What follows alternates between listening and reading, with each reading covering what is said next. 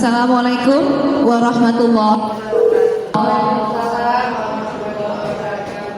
Alhamdulillah, hari ini saya ingin mempresentasikan penyebaran pemahaman dan penerapan pemahaman budaya positif.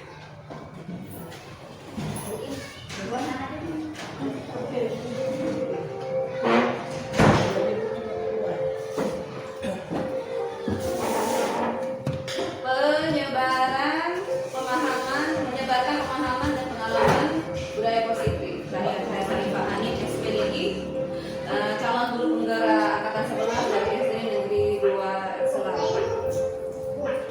Yang pertama, yang ini saya jelaskan adalah mengenai apa saja konsep inti budaya positif. Yang pertama, perubahan paradigma belajar.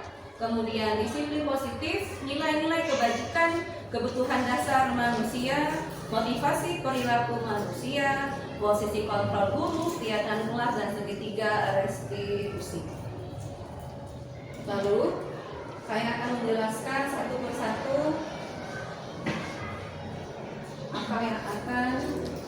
apa yang sudah saya kerjakan. Pertama, kita akan masuk ke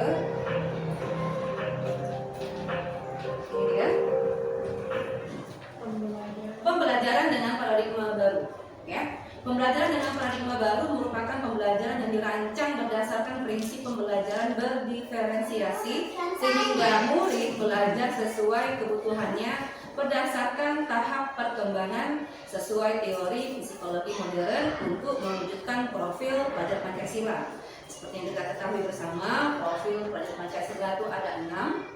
Yang pertama, beriman, bertakwa kepada Tuhan Yang Maha Esa dan berakhlak mulia, berkebinekaan global, bergotong royong, lalu kreatif, bernalar kritis, dan mandiri. Dan kita berharap paradigma baru ini dapat mewujudkan Indonesia yang lebih baik lagi, seperti itu.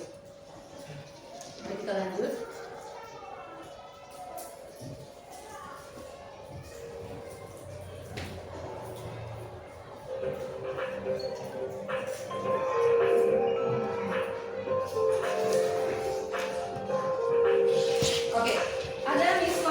Selama ini tentang teori kontrol, yaitu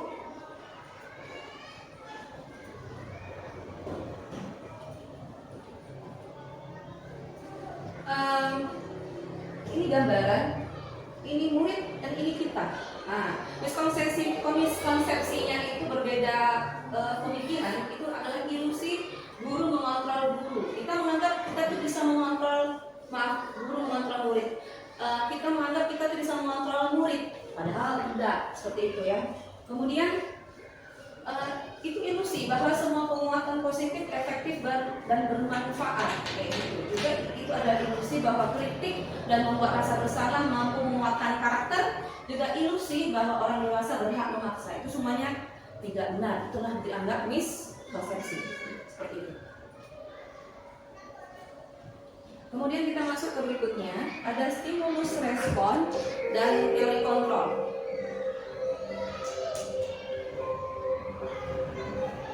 Ya ini, mohon maaf kalau tulisannya kurang jelas ya, saya ini aja. Di stimulus respon selama ini realitas atau kebutuhan kita anggap itu sama antara semua murid.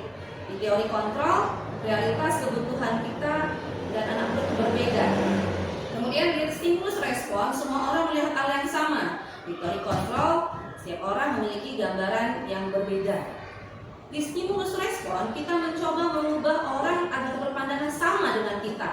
Di teori kontrol, kita berusaha memahami pandangan orang lain tentang dunia. Di stimulus respon, perilaku buruk sebagai suatu kesalahan. Di teori kontrol, semua perilaku memiliki tujuan.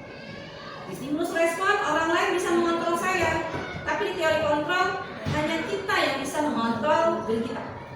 Gitu.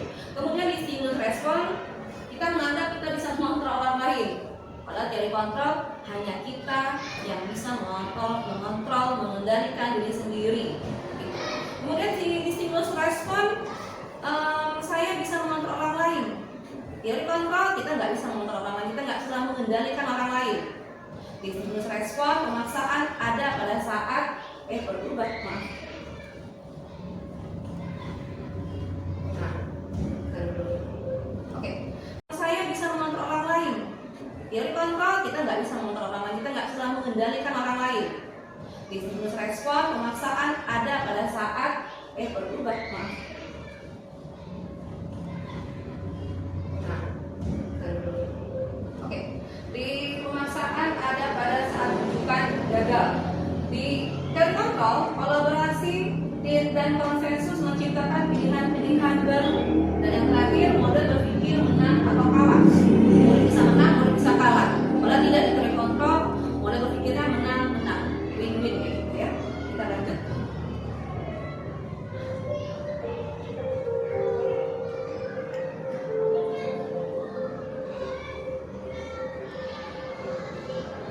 Oke. Kita masuk disiplin positif, pengertiannya berasal dari kata disiplina. Iya, yang artinya belajar. Disiplin mengacu pada disiplin diri yang memiliki tanggung jawab apa yang dilakukannya berdasarkan nilai-nilai yang diyakini. Disiplin positif merupakan salah satu cara penerapan disiplin yang bertujuan untuk menumbuhkan kesadaran serta memberdayakan murid tanpa imbalan, penghargaan, ancaman, atau hukuman. Nah, sebagai pendidik, tujuan kita adalah menciptakan murid yang memiliki disiplin diri sehingga mereka berperilaku mengacu pada nilai-nilai kebajikan universal dan memiliki motivasi intrinsik dalam perubahan perilaku ke arah yang lebih baik. Seperti itu. Kita lanjut.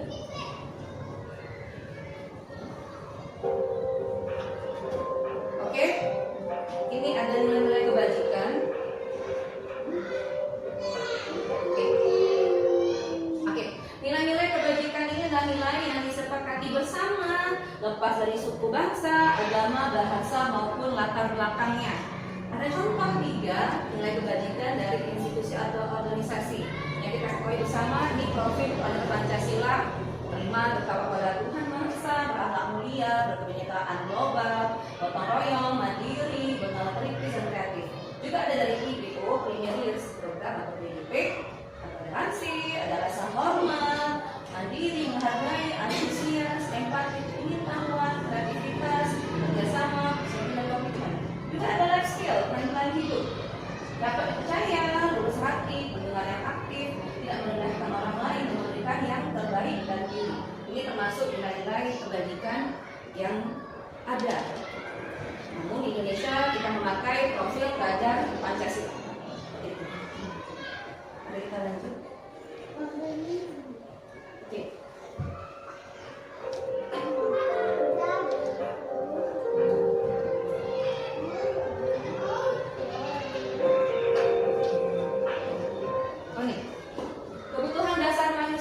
Kebutuhan dasar manusia adalah segala sesuatu yang kita lakukan untuk mendapatkan apa yang kita inginkan.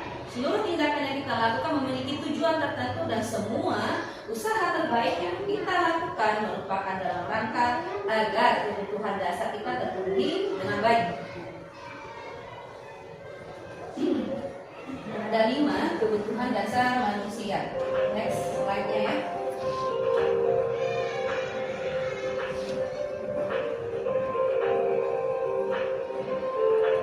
Ini ya, ada 5 kebutuhan dasar manusia. Yang pertama, bertahan hidup. Yang kedua, kasih sayang dan rasa diterima. Yang ketiga, penguasaan. Keempat, kebebasan. Dan kelima, kesenangan. Jadi 5 hal ini adalah kebutuhan dasar manusia dan kita semua berhak dan ingin mendapatkannya. Itu adalah hal yang wajar, yang alami, yang normal. Ya, bisa jelaskan satu-satu apa saja item-itemnya. Yang pertama dari bertahan hidup.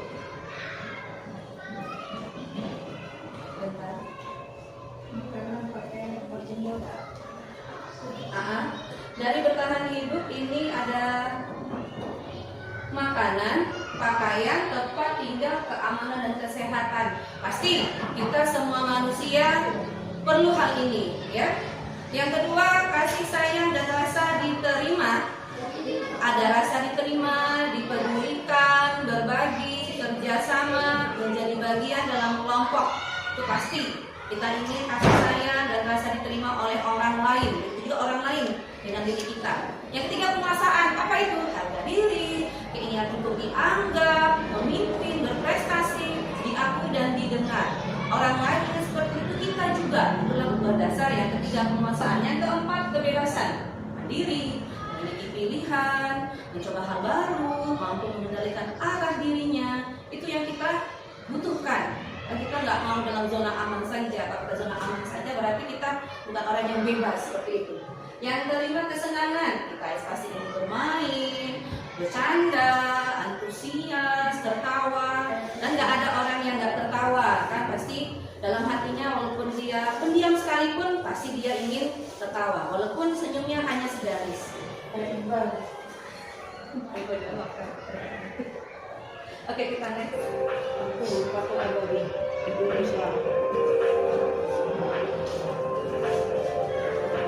Oke, ini ada motivasi perilaku manusia. Ada dua, intrinsik dan ekstrinsik. Intrinsik itu intrinsik dari dalam diri kita untuk menjadi orang yang mereka inginkan dan menghargai diri sendiri dengan nilai-nilai yang mereka percaya. Itu motivasi dari diri sendiri.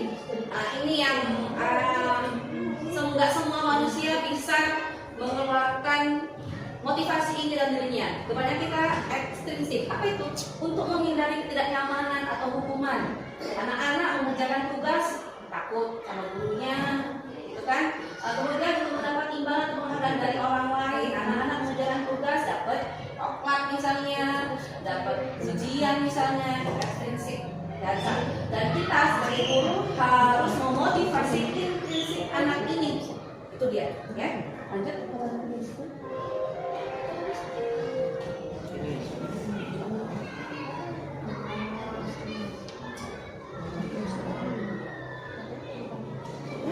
Oke, ini ada 3 hal yang selama ini kita lakukan. Ada 2 hal, hukuman dan konsekuensi. Murid tidak tahu. Oke, ini ada 3 hal yang selama ini kita lakukan. Ada 2 hal, hukuman dan konsekuensi. Murid tidak tahu apa yang akan terjadi atau tidak dilibatkan. Kalau itu bentuknya hukuman. Kemudian tidak terencana atau tiba-tiba. Kemudian bersifat satu arah dari guru ke murid. Kemudian berupa hukumannya fisik atau psikis. Bisa kita hukum dengan pompa, dengan berdiri lapang atau berdiri menghormat bendera, itu masuk hukuman, ya, itu sebenarnya tidak boleh. Kemudian ada konsekuensi. Di sini sikap guru selalu memonitoring murid, terencana atau disepakati sesuai peraturan, tapi tetap membuat murid tidak nyaman. Tapi yang paling baik adalah restitusi. Apa itu restitusi? Proses menciptakan kondisi bagi murid untuk memperbaiki masalah dirinya. Kemudian ada proses kolaboratif yang mengajarkan murid untuk mencari solusi sendiri. Inilah yang kami pelajari di CGP. Kami berbagi sama teman-teman rekan sejawat agar di restitusi inilah yang kita ciptakan di sekolah kita ini, dan anak-anak jangan meminimalisirkan kesalahan dia. Walaupun ada kesalahan, dia bisa mencari solusi untuk diri sendiri. Seperti itu.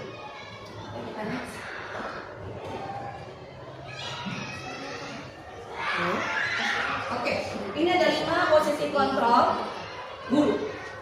Yang pertama, manajer. Yang kedua, penghukum. Ketiga, pemantau. Keempat, teman. Dan kelima, pembuat merasa bersalah. Ibu-ibu di sini pernah nggak memakai satu atau kesemua ini dalam mengatur murid? Pernah, pasti kan? Saya juga. Dan yang paling saya sering pakai adalah nomor 2, penghukum. Karena itu menurut saya yang paling cepat. Tapi ternyata, mari kita saksikan.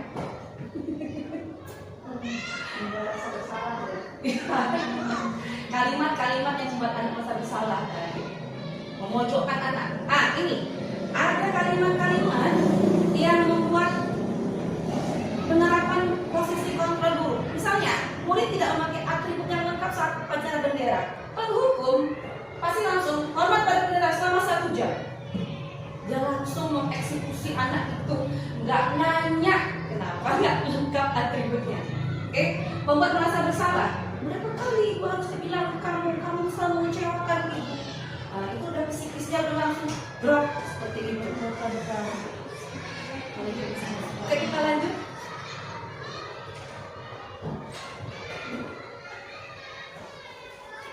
Kita masuk teori kontrol berikutnya. Sebagai teman dan pemantau. Nah, di sini kontrol atau posisi kontrol teman pun itu lebih membujuk. Ayo dong, ikuti peraturan sekolah, kalau bantu ibu sekali ini tidak boleh diulang. Nah, juga yang memantau, kamu melanggar peraturan sekolah, kamu sudah tahu konsekuensinya, itu berapa kali tidak terulang lagi seperti itu. Ini lebih sedikit baik daripada yang dua tadi sebelumnya, ya. Cuma ini juga sebenarnya tidak boleh. Tapi yang paling bagus adalah yang terakhir. Apa kira-kira? Ada tahu nggak? Manajernya. Iya, betul ya. Iya, ini dia. Yang paling baik dari 5 posisi kontrol adalah manajer. Iya.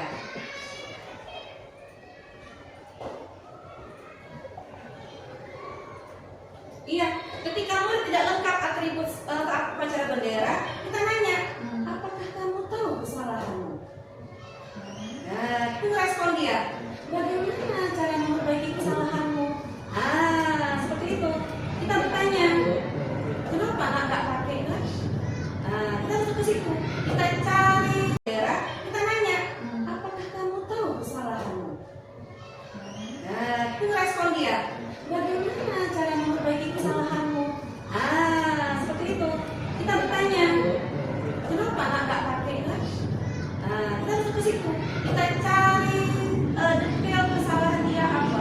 Terus di akhir kita pertanyaan ini kita tanya, kayak mana caranya biar kamu bisa memperbaiki kesalahanmu? Sulit memang kan? Cuma harus berusaha. Itulah guru. Belajar sampai kita benar-benar dapat ilmu. Di sini ya kita diskusi ya ibu-ibu tentang 5 posisi kontrol.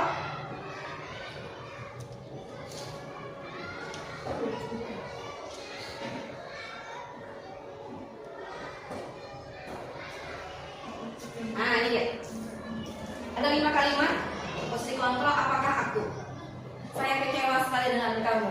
Apakah teman, menghukum, merasa bersalah, manajer atau pemantau? Iya, benar sekali. Makasih. Kita lanjut. Kalimat kedua.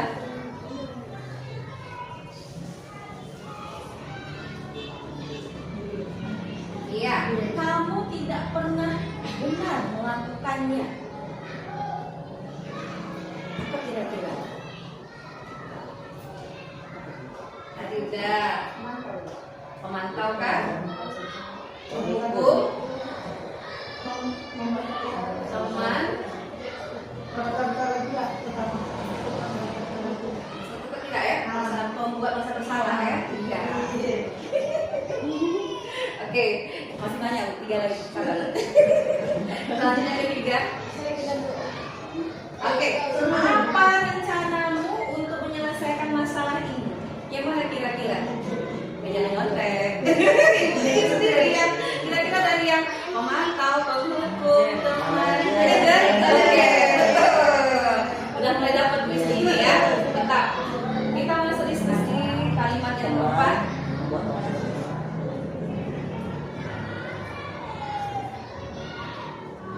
Oke, ayolah lakukan dulu. Iya, teman. Iya. Kalau ada kata ayolah, gitu kan.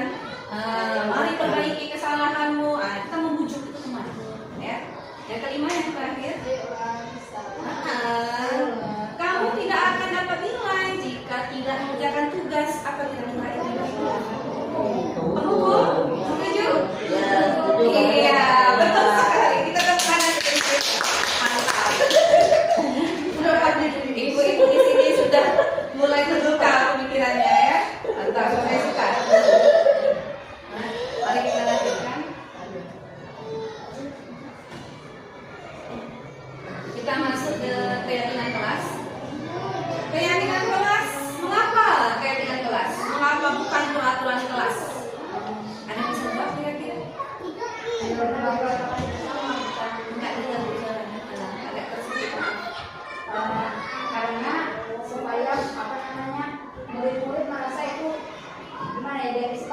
semua sama murid-muridnya. Kalau peraturan kan memang harus guru aja yang ngasih, kamu harus ini ya, kamu harus ini. Iya. Berarti semua murid sadar diri sendiri. Iya, mantap kali menjawabnya Bu Widya. Iya. Mari kita lihat penjelasannya.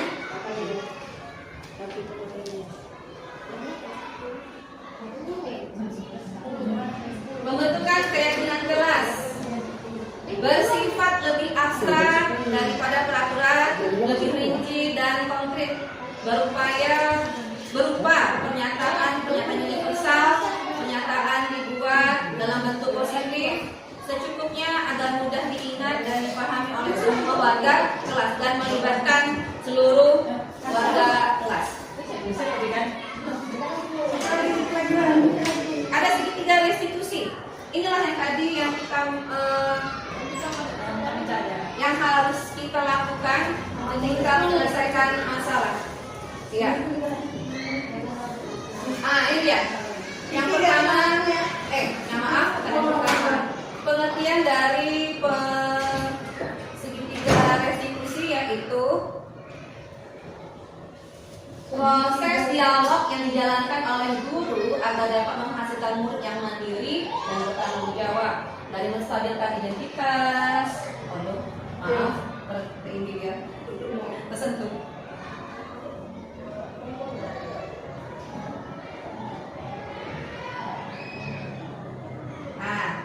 Ini dia.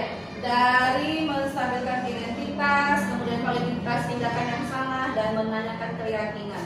Kita lanjut, menstabilkan identitas berdasarkan prinsip membuat kesalahan adalah bagian dari proses pembelajaran. Kalimat berbuat salah itu wajar. Tidak ada manusia yang sempurna. Semua manusia pernah melakukan kesalahan. Ibu tidak mau mencari siapa yang salah, tapi ibu ingin kamu mencari solusi dari masalah ini. Kamu berhak merasa diri, itu termasuk kalimat-kalimat yang menstabilkan identitas murid. Seperti itu. Lalu validitas tindakan yang salah. Berdasarkan prinsip setiap perilaku berupaya memenuhi suatu tujuan tertentu. Kalimat-kalimatnya, kamu patut bangga karena telah melindungi sesuatu yang penting bagimu. Kemudian, padahal kamu bisa melakukan yang lebih buruk dari ini. Kamu pasti punya alasan mengapa melakukan hal itu. Kamu melakukannya karena mempertahankan sesuatu yang berharga bagimu. Itu termasuk validasi tindakan yang salah dari guru ke murid. Kemudian kita lanjut. Menanyakan keyakinan. Berdasarkan prinsip teori kontrol bahwa pada dasarnya kita termotivasi secara intrinsik. Kalimat-kalimatnya, apa keyakinan kelas kita, nilai-nilai apa yang kita sepakati bersama, seperti apa gambaran ideal kelas menurut kamu. Kamu ingin menjadi orang yang seperti apa, itu termasuk menanyakan keyakinan dari guru ke murid ketika dia melakukan kesalahan. Kemudian lanjut lagi, sedikit lagi. Ini membuat keyakinan kelas. Ini nanti saya share aja di grup ya, bagaimana saya membuatnya sama anak-anak di kelas 4B. Dan kami mulai masing-masing pakai sticky note, mereka menempelkannya di papan tulis sampai kami mengelompokkan termasuk apa. Nah, itu dia. Dari anak-anak semua. Seperti itu. Bisa percepat.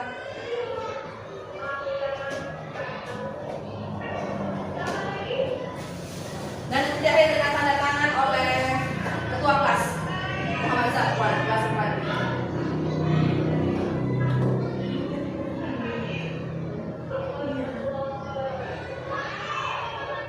Ini dia. Nah, saling menghargai, menghormati, tepat waktu, ada 4 yang Anda inginkan. Ada penerapan segitiga restitusi. Ini juga saya contoh dengan anak-anak.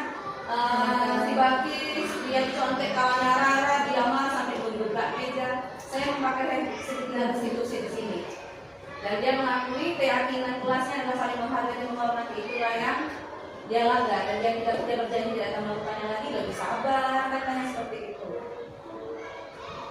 Saya cepat. Ada kalimat apa itu? Ada sama saya.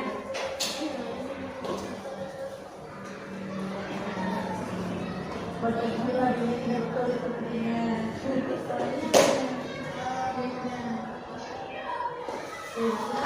ini terakhir ya penutup ibu-ibu. Penutup ini, maaf ya agak banyak itu misalnya. Dalam penerapan program disiplin positif, hendaknya guru memiliki standar kepribadian, profesional dan sosial yang baik, sehingga guru mampu merefleksikan dirinya dalam posisi kontrol sebagai among atau manajer. Jadi 5 posisi kontrol yang paling baik adalah manajer, ya. Yang menuntun murid-muridnya menjadi insan yang mandiri, merdeka dan bertanggung jawab. Ini standar nasional pendidikan. Iya. Terima kasih semuanya. Saya ucapkan Assalamualaikum warahmatullahi wabarakatuh. Waalaikumsalam warahmatullahi wabarakatuh. Banyak ya. Assalamualaikum warahmatullahi wabarakatuh. Waalaikumsalam warahmatullahi wabarakatuh. Apa kabar anak ibu? Alhamdulillah, tetap semangat, luar biasa. Allahu Akbar. Alhamdulillah. Hari ini kita ingin buat keyakinan kelas. Ada yang tahu keyakinan kelas itu apa? Jangan. Gak ada yang tahu. Keyakinan kelas itu Wan. apa, Rahma? Jangan. Ya, buat kelas kita biar aman, biar nyaman belajar di dalam kelas, ya. Yang ingin kamu tuangkan dalam bentuk tulisan, ya. Misalnya, buang sampah, tempat sampah, ya kan? Atau,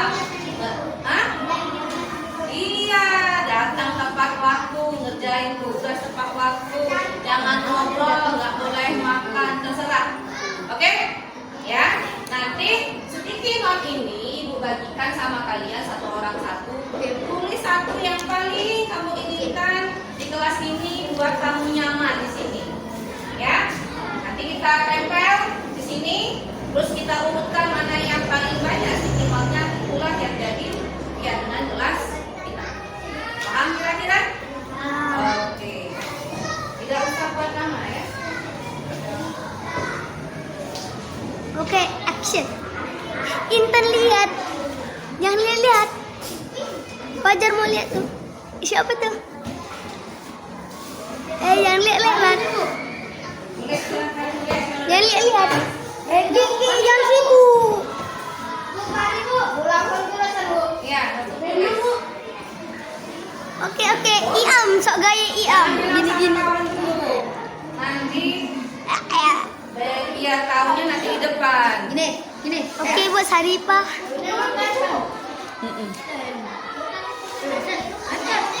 Coba terus. Kami enggak, Kak. Udah ada tulisannya. Biar enak kita ini. Jangan ini ngajar. Oke, orang ini mulai menulis. Oke, guys. Iam gaya-gaya. Oke.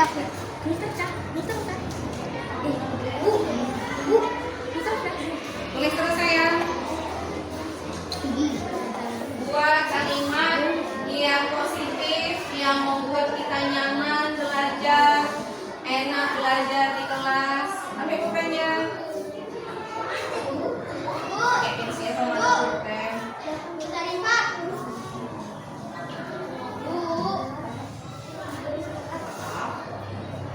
Udah? Oh, udah. Kalau yang sudah berurutan tertib tempel di sini.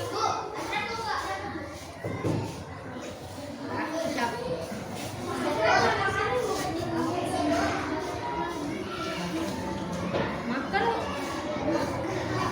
Ayo silakan di sini. Ya. Yang rapi nempelnya. Satu-satu saya nempel. Ya, tempel satu.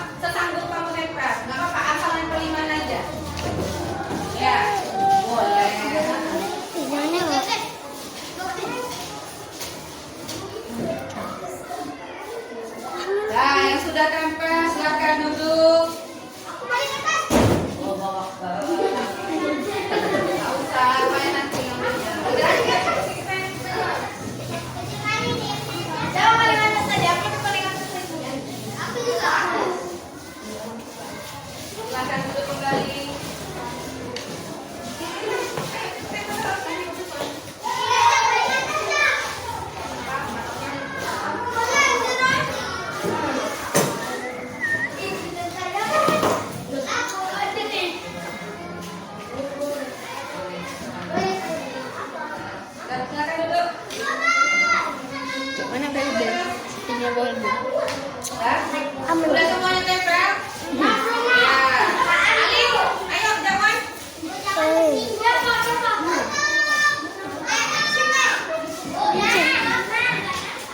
Kembali kawan ya tulisnya.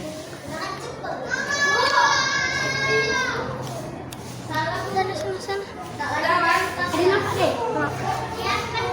Action. Ini, aduh, ini. Udah? Udah.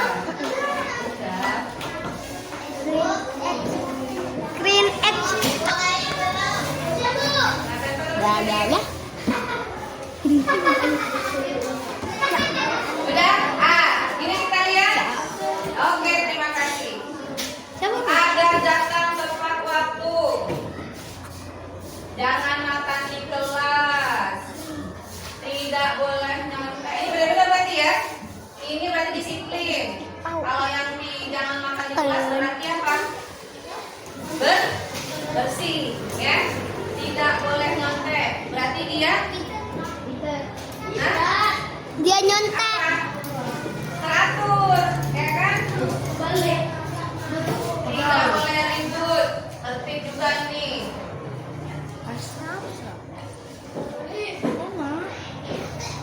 Termasuk disiplin ya. Buang sampah, bersih. Gak mau ribut ya. Tidak mau ribut, tidak makan di kelas, tidak jalan-jalan. Di sini berarti ya. Ya. Di sini Kalau udah nggak gelang. boleh nyontek sama kawan, nggak boleh apain PR-nya. Nggak ingin ribut. Dengarkan guru berbicara, datang tepat waktu, disiplin ya. Tidak boleh terlambat. Padahal ada Bagus. kayak Kerjakan tugas dengan baik. Iya. Tidak ingin dicontek. Lagi sih halu. Buang sampah pada tempatnya. Iya. Berarti Segitu. keyakinan kelas. Sampai di tempat. Empat tim. Yang paling banyak pertama adalah Oke, ini sudah kita dapatkan. Yang pertama, saling menghargai dan menghormati. Baik itu Aku itu tuh yang paling kecil lagi. tidak makan di kelas, tidak boleh ribut di kelas, bahkan tidak boleh bertengkar dengan teman.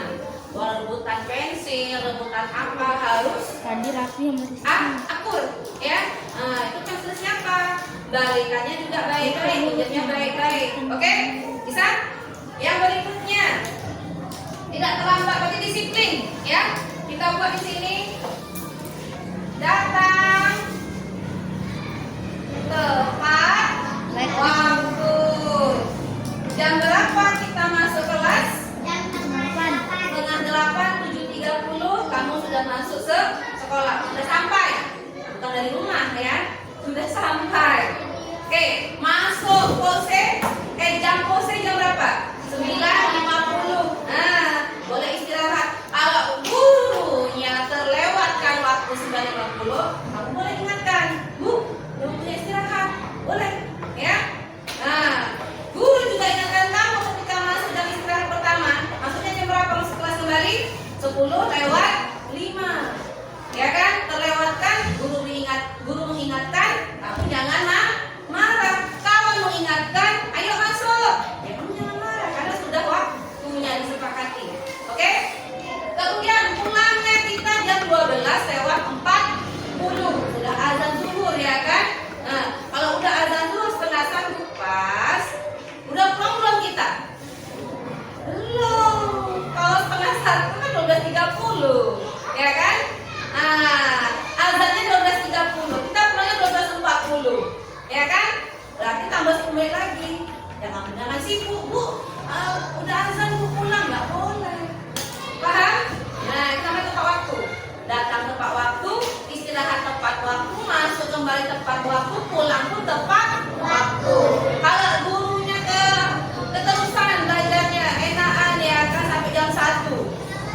Diingatkan gurunya,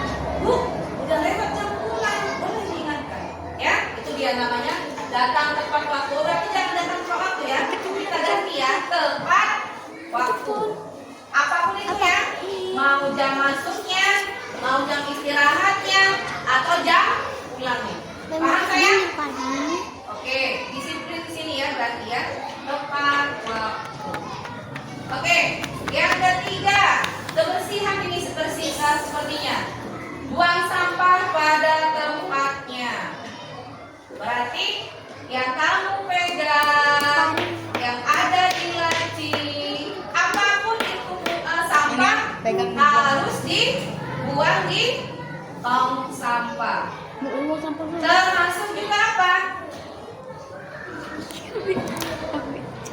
Ini jaket.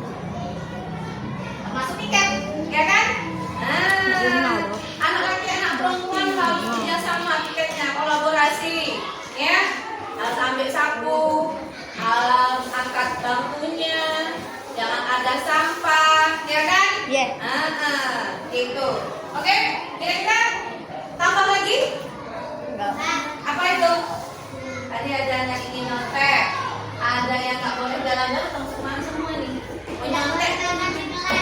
Termasuk di sini ya? Jangan makan di kelas. Atau makan di kelas. Oke, kita tambahin. Makan di luar kelas. Kalau minum boleh ya? Nah, kalau minum boleh.